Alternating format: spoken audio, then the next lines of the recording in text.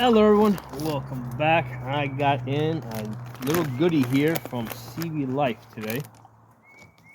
All right, it is another bubble level. All right, so you guys that have been following my channel, you've seen that I'm a big fan of bubble levels. I'm gonna explain to you guys why.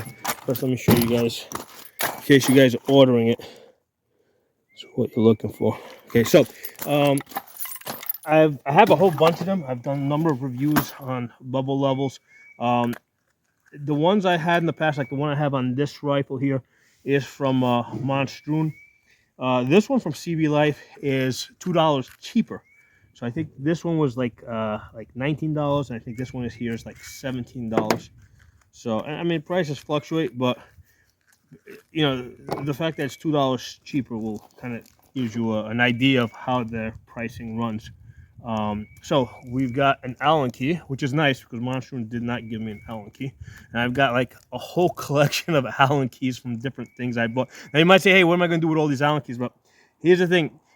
Even though you probably already have this Allen key, if you're just like getting this in the mail and you know you're grabbing it and you're on your way to the range, if you don't have the Allen key with you or a set of Allen keys, yeah, it's nice that they give it to you in the box. Okay, so we got an Allen key, and let us take a look at this bubble level. It's in this little baggy thing here. Now, I'm looking at this for the first time.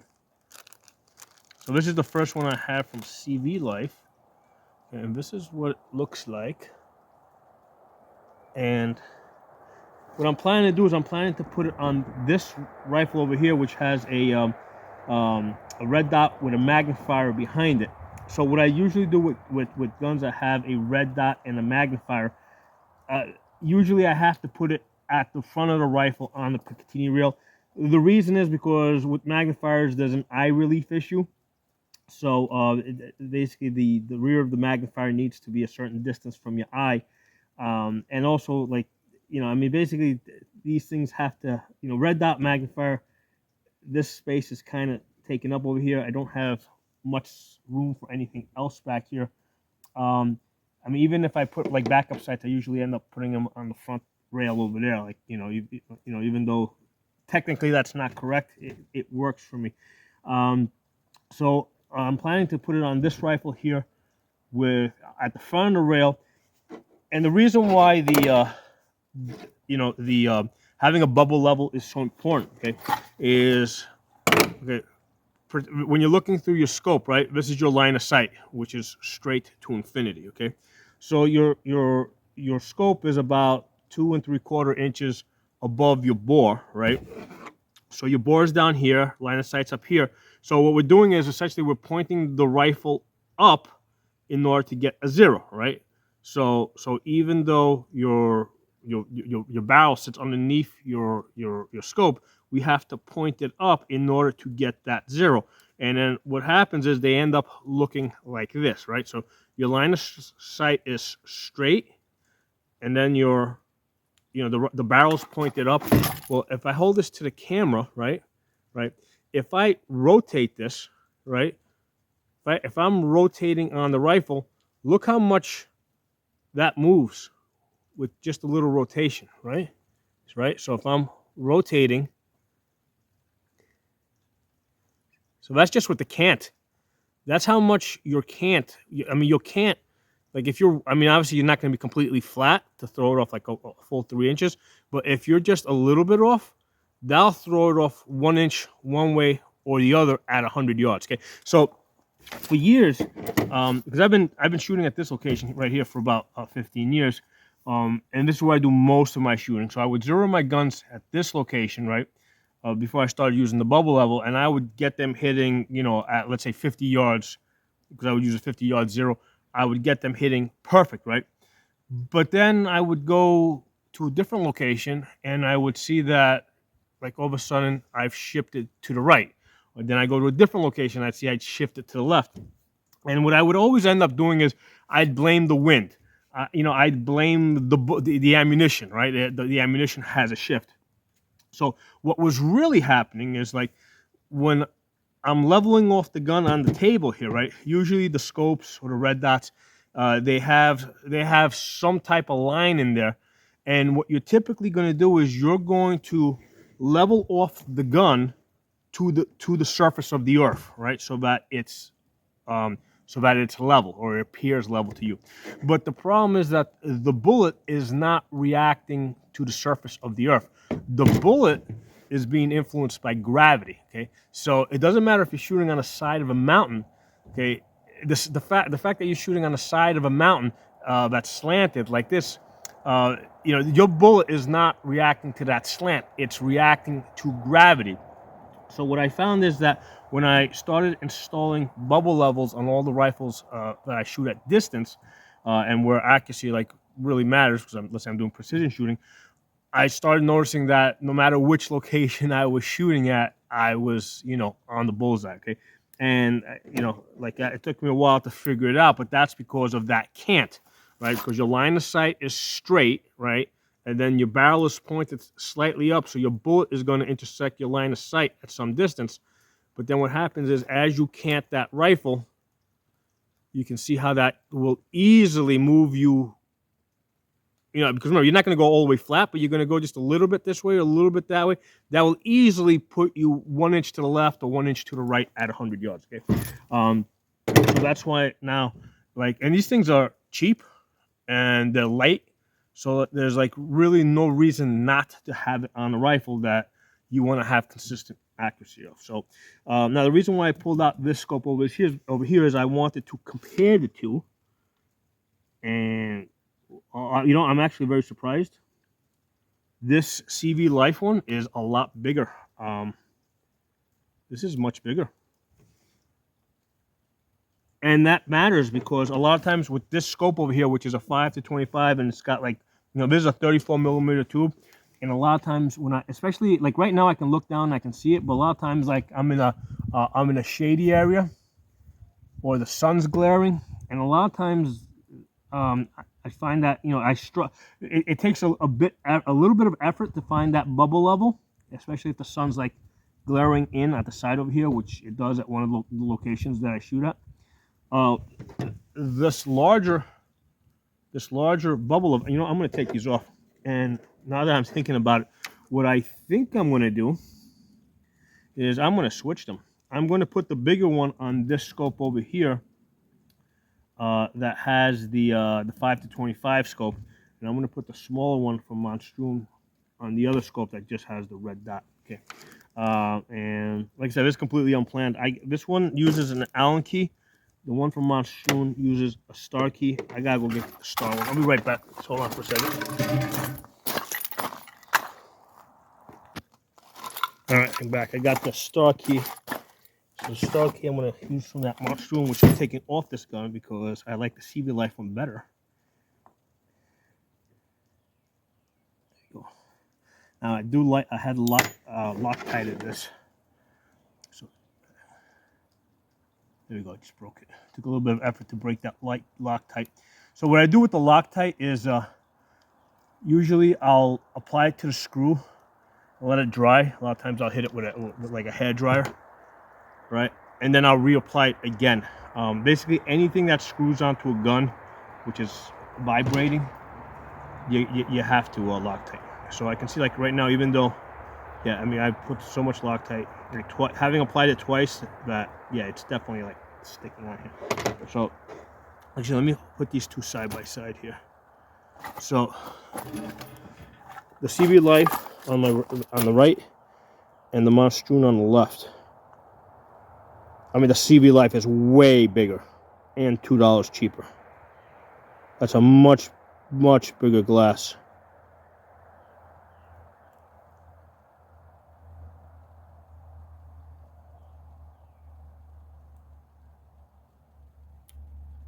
Now, one of the things I will typically do is I will use another bubble level to compare. And right now I got two bubble levels right here. I just use one to compare, to make sure that, because I already compared the Monstrum one to a small contracting bubble level. So I just want to compare these two bubble levels to each other, just to make sure that they're both saying the same thing, which I expected they would. But I'm just going to attach this to the top rail. This gun over here real quick. Now with these bubble levels, basically you do have to like really tighten them down in order for that bubble to, because if you put it on there kind of loose, what happens is a lot of times the it's just not sitting properly. So you do have to tighten it up on the rail. So right now I'm just doing a test to make sure that they're saying the same thing.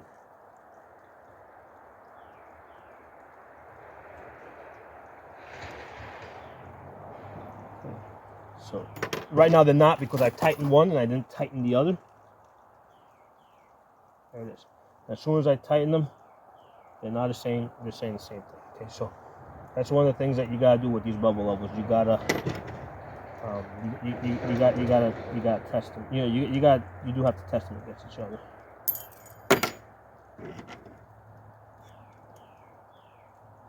All right, so now I'm just, because I just put them on a random spot on this other gun here on top of the rail, and tighten it down just to make sure that they're both reading the same.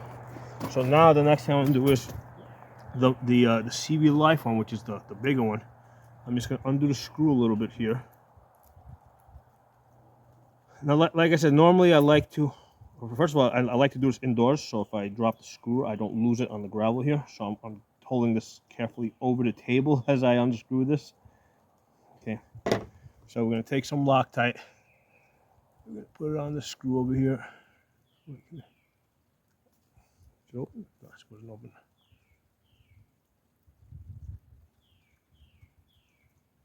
Put a generous amount on the screw. And like I said, this is like in a couple of days, I'm just going to take this off and redo this, because I want to get that Loctite on there twice.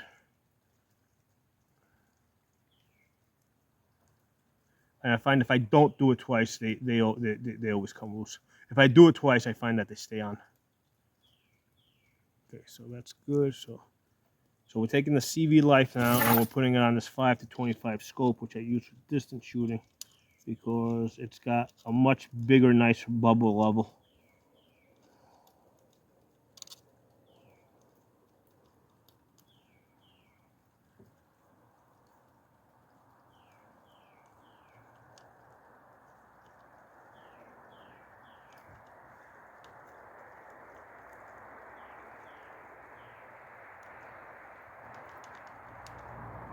That's interesting. Let's flip this around.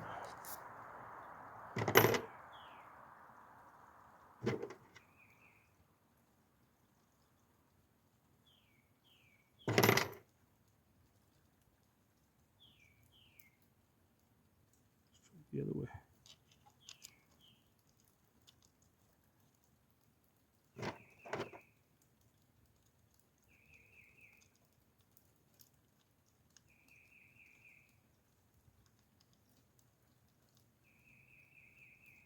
Okay, now it's tight.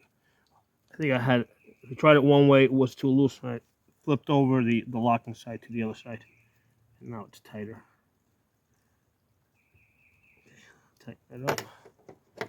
I'm just curious, I actually got enough space in front of this scope here. I'm just gonna put the other bubble level right in front of it just for a second. I have space just to reconfirm that these two are reading the same. No, don't have space there. I mean, I already did it. I'm just being. Loosen up just a little bit. Oh, yeah, actually, I did get it in. Let's tighten this down.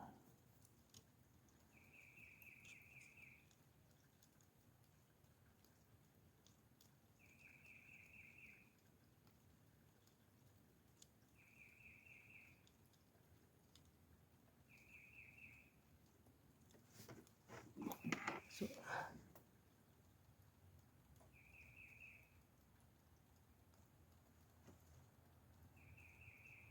yeah, they're really the same. I mean, there's a slight difference. You probably need to tighten up. Yeah, if you're seeing a slight difference, it's because you just got tighten it up. It's not sitting right on the rail. Now this is I've tried the other bubble levels, the ones that attach. Not even that. There's other bubble levels that sometimes attach to the scope up here, and they stick out. You don't want that because those are going to get hit. Those never stay straight. So the nice thing about this design is that it actually sits on the Picatinny rail, which is flat. So I mean, even if you hit this, it's not going to break. It's not going to bend. It's not going to move. It just sits on the gun in an area like underneath your scope where it can basically never be hit. So yeah, now I'm taking. Okay, so I just wanted to make sure they were the same. And I've had bubble levels like even like from the same company that sometimes I'll put them on the rail like this, and they're not like perfect. They don't perfectly match each other, and that's fine as long as you're consistent, right? Because as long as your cant is always consistent, I mean, it doesn't matter so much if it's like maybe a half a degree one way or half a degree, you know, as long as you're consistently shooting it all the time with the same cant at every location, you know, you're going to be able to get consistent groupings. Okay, so this other one, the other one from Monstrum, I'm putting on this other gun here that just has a red dot, and I'm putting that to the front because that's what I got to do with the red dot with the magnifier.